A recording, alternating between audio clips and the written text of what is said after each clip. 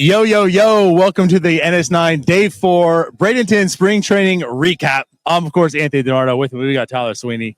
Tyler, what a wonderful baseball day. It was a wonderful baseball day here. I feel like I'm Tamar Johnson right now, and I'm standing next to O'Neal Cruz. What's up, buddy? Maybe the meanest thing that's ever happened to me. But, yeah, honestly, though, so we'll talk about today. I mean, we had our pregame show. Pretty sweet. I made a prediction. You made a prediction. They didn't come true. We won't really talk about that. We don't need to talk about that. Sweep that under the rug. But other than that, I mean, there was a baseball game played. It wasn't really a bad game. The stuff that we wanted to see, I think we saw a lot of. We also saw some of our predictions come true today with the home runs because we mentioned the wind swirling, and you might be able to hear this on our microphones right now, but the ball was traveling out of the park today.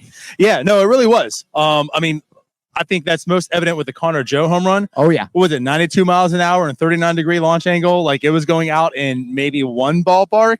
I don't even know if that's the case. It had a .030 expected batting average. There you go. Yeah. So, yeah, that's not the most evident point of that. But, no, honestly, like, we saw Connor Joe hit a home run. We saw who else hit a home run today? I don't know. Pronounce his name. Tsung-Che hit a home run today. My boy, my catcher, Jason DeLay, was close. Sure. But yeah, I mean, we saw the balls flying out. But I think let's most importantly get to the pitching because that's the thing we were most worried about, most focused on. Quinn Priester started the game scoreless. You know, you talked about everything you said in the pregame. What did you think about Quinn Priester today? I thought he did exactly what I wanted to see him do today. He kept away from hard contact. He did get some swings and misses today. It was interesting. I think we saw some curveballs mixed in, a lot of sliders, and heavy sinker today. Not much four seam, I don't believe. Didn't really check it much after, but after the first inning, he had not thrown a four seamer to that point. And I mean, the sinker velocity was around 93.5.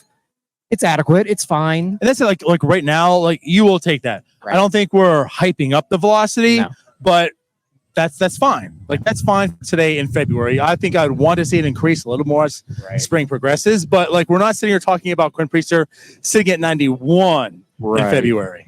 Yeah, and velocity-wise, he was around where he was last year, which I think is actually encouraging because you would expect him to get a little bit of a bump here as spring goes on.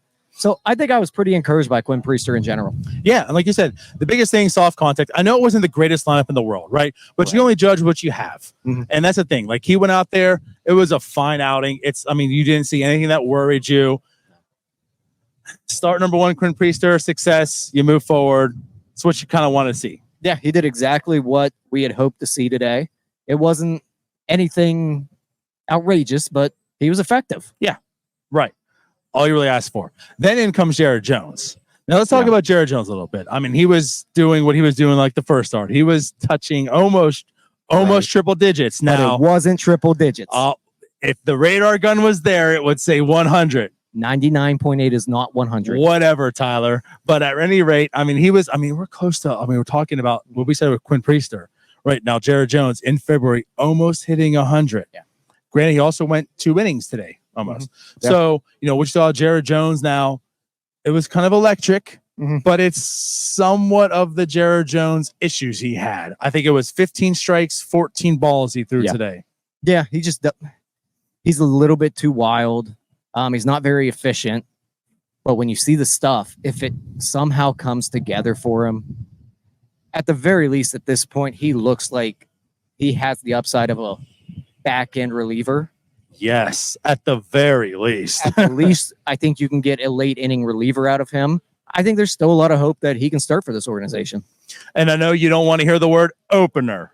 No, I get that, Tyler. But what I'll say is, that's one thing we talked about with this rotation, this Pirates, the pitching potential, like the pitching philosophy this year and what they're going to do is, there's potentially the opener, piggybacking. I don't know. I think there's going to be a lot of creativeness in regards of how they're going to fill out those innings. So like if Jared Jones isn't able to sustain like 5+ innings, I think that can still be okay this year, given what he can do, how electric his stuff is. And maybe you're seeing like a Ryan Barucki opener for a Jared Jones or like some piggyback. Like they might only need him for like 3-4 innings. Right. And if that's the case, if that's what he's called upon for this year, you can see how electric he can be for those 3 or 4 innings. Yeah, they just have to find a way to get a little bit more efficiency out of him. it can't be everybody has to be struck out. He's got to find a way to get some weak contact and get some Right. guys out. The old Ray Searage 3 pitches or less. But you're right. I mean, it's funny. We joke about it, but like how much has almost come full circle right now. Right. At some point, you do need to be able to get some outs without going to a full count. Right. So we talk about Quinn Priester, talk about Jared Jones. Next up, Aroldis Chapman. Again, 36th birthday today.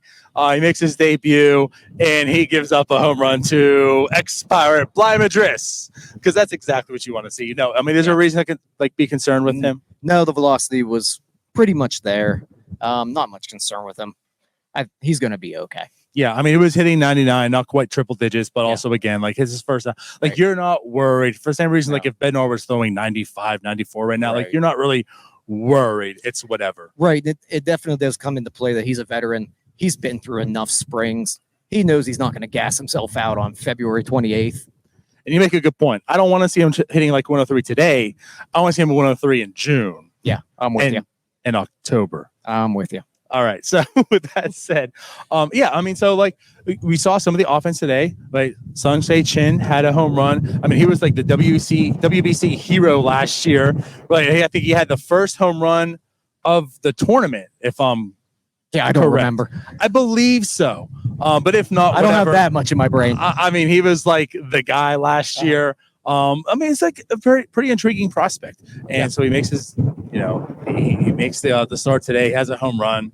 I mean, also we talk about tomorrow, how small he is in stature stuff. Same with him. Where are these middle infielders getting their power from? I don't understand. What are the Pirates doing? Well, I'd like to see it actually work in a game, a real game that counts. Bingo. But his home run, it wasn't really wind dated, I don't think. He was the farthest. I think it went 4. I could be mistaken. I think it was 423, something like that. I mean, there were a lot of home runs hit today, so maybe they're all blending together a little bit, but he squared that one up pretty well. Yeah, he had the farthest hit ball. Celestine had the hardest hit ball today. And we could talk about him a little bit, because again, this game was much about depth, right? These guys are fighting for a spot. Obviously, he was brought onto the team. He can play center field. We're not sure if he's going to make the club or not, but he's had a fine spring so far. Yeah. Nothing to really complain about. I don't really think there's much to complain about from anyone on this roster at this point. Maybe the bats are a little bit behind, but for the most that's part, normal. I don't think there's anything that's really jumped off the page at, that's a little concerning. No, I think that's fair. I mean, there's the concerns have already come in the spring, right? Right now, what we're trying to do is live those concerns into positives. And so far, we've seen more positives than concerns. So that's quite fair. And again, the bats not being awake for the most part, pitching's typically ahead of hitting anyways. So it is what it is. But yeah, so far today, I mean, I know the Pirates didn't really win, but I think it was a positive game coming out of it. Yeah. I think you want to see Dowry Moretta look a little bit better there. That might be something that's maybe a little hesitancy on him. But when we talk about the depth of the bullpen, he's one of those guys that he's going to be in that 5th, 6th inning role to get you that 7, 8, 9, the 7th, 8th, and 9th inning where those are already locked down. Right. So one of those guys has to take the reins on that middle reliever role. Yeah, good point. You don't want to see him giving up 2 home runs that late in the game when the replacements were essentially replaced. Right. So, yeah. But again, it all comes down to spring training results don't truly matter. It's more of feel. It's more of what you're doing, what you're working on.